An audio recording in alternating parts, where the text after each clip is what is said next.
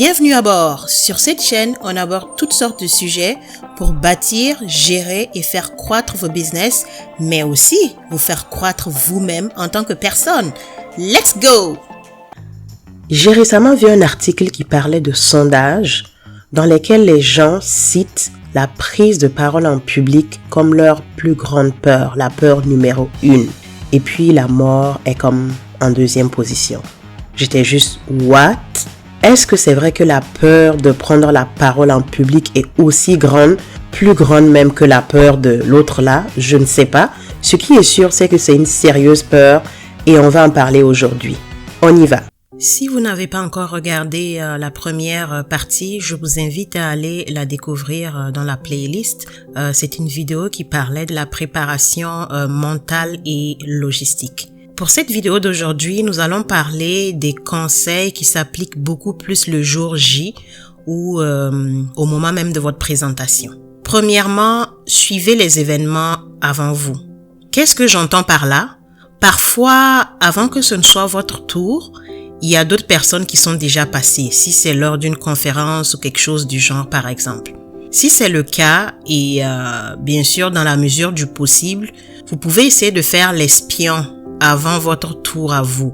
Ce que je veux dire par là, c'est vous pouvez essayer d'observer la salle, de vous familiariser avec les visages, parce que ces choses-là aident en fait à faire baisser la pression. Et puis, en écoutant un bout de la présentation qui se fait avant vous, ça peut vous donner des idées en fait sur des petits liens que vous allez faire quand vous allez parler.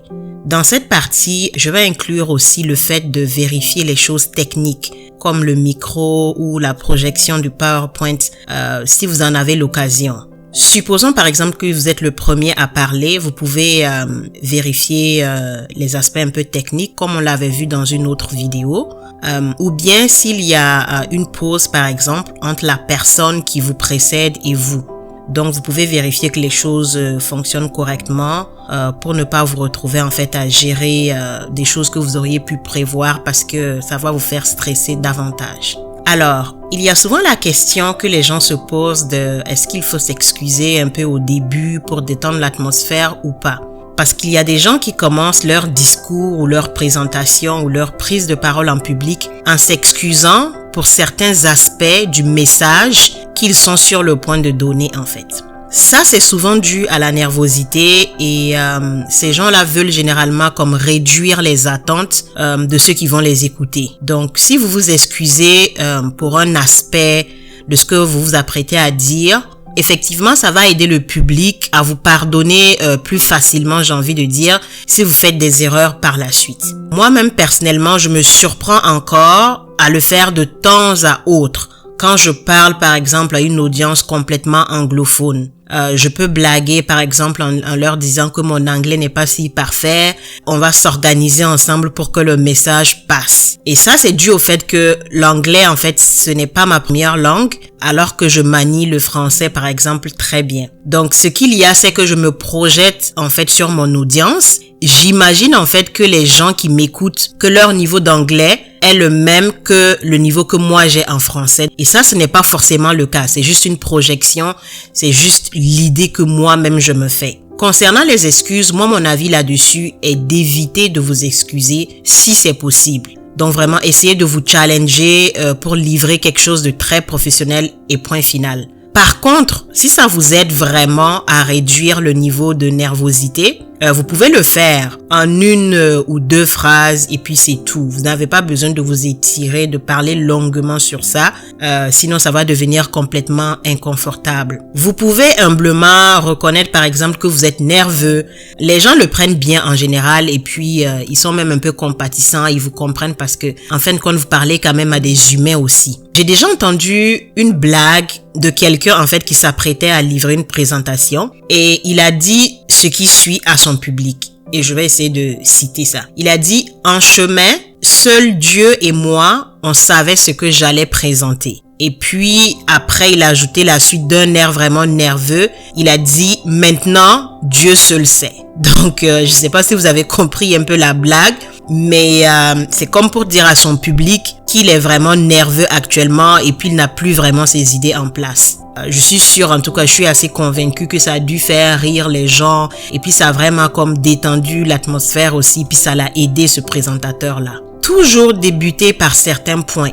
Selon le contexte, vraiment, essayez d'adapter ce que je m'apprête à vous dire dans cette partie-là. Essayez d'adapter ça à votre réalité. Remerciez vraiment les gens pour leur temps qu'ils prennent pour vous écouter. S'il s'agit d'une invitation, par exemple, si vous êtes là, à la suite d'une invitation, pensez à remercier aussi ceux qui vous ont invité, de vous avoir invité, de vous avoir donné cette occasion-là de parler. Concernant cet aspect-là, il y a vraiment une façon de caresser votre auditoire, j'ai envie de dire dans le sens du poil. C'est une astuce qui fonctionne vraiment bien. L'astuce là est la suivante. Reconnaissez en fait que vous savez à quel point les personnes qui sont en face de vous sont occupées. C'est en fait un signe que vous respectez leur temps et que vous allez en faire bon usage. Et ça, c'est vraiment important. Vous n'êtes pas sans savoir que le temps vaut vraiment de l'or. Donc, si quelqu'un vous l'offre, quelqu'un vous offre son temps, vous offre le temps de s'asseoir pour vous écouter, il faut vraiment savoir être reconnaissant.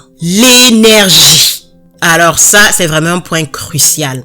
Sur le stage, ou bien mettons quand les gens sont en train de vous écouter, l'attention est sur vous, l'énergie c'est vraiment essentiel.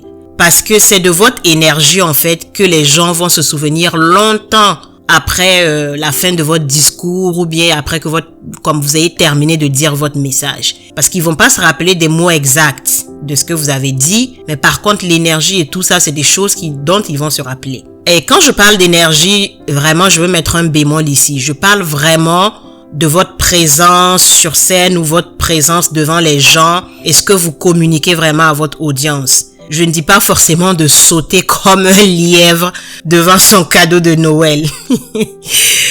En fait, votre style peut être posé et calme et puis vous allez quand même dégager de l'énergie. Oui, parce que si vous avez l'air, je dis bien l'air de vous ennuyer lorsque vous parlez, en fait, les gens qui sont en face de vous vont penser que vous vous ennuyez réellement et ça, c'est vraiment la chose à éviter. Si le sujet vous ennuie, pourquoi est-ce que quelqu'un qui vous écoute devrait être intéressé par ce sujet-là? Je suis sûre que je ne suis pas la seule à avoir déjà assisté, vous savez, à ce type de présentation où l'orateur ne fait aucun effort avec son niveau d'énergie. Zéro, nada. Et c'est vraiment frustrant parce que tu te dis, mais attends, je bouscule mon programme, je prends mon temps pour venir écouter cette personne-là et il ou elle ne fait même pas l'effort de mettre de l'énergie, de mettre vraiment de l'enthousiasme, c'est vraiment pénible. Donc, essayez de donner au moins l'impression que vous êtes heureux et puis vous êtes reconnaissant d'être là.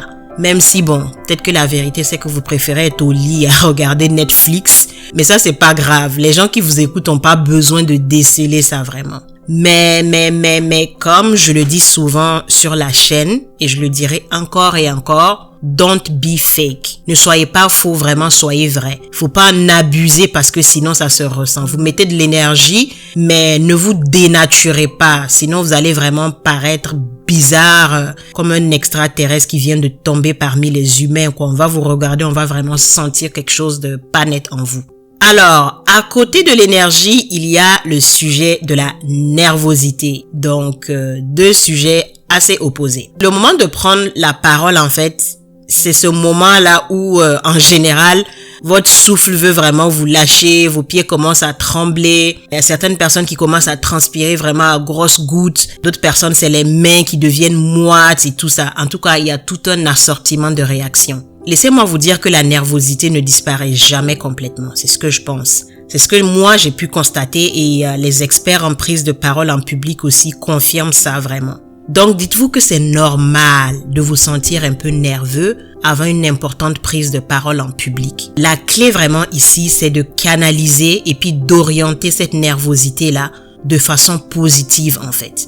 Des exercices de respiration, de relaxation, quelques minutes avant comme de commencer à parler, ça peut faire toute la différence. Ou bien, un appel de quelques minutes avec la personne qui vous fait vous sentir le plus à l'aise dans le monde. Donc, vous essayez de joindre cette personne-là et vous faites un appel de quelques minutes et vraiment, ça va changer la donne. Parce que vous voulez vraiment comme apparaître devant les gens ou commencer à parler en étant vraiment à l'aise, en tout cas le maximum que vous pouvez en fait. Personnellement, ce petit truc-là, j'ai développé ça vraiment avec le temps et ça m'aide beaucoup. Il y a ce dicton-là qui dit à peu près ceci, je me rappelle plus exactement, mais ça dit à peu près ceci. Ce n'est pas grave d'avoir des papillons, faites-les simplement voler.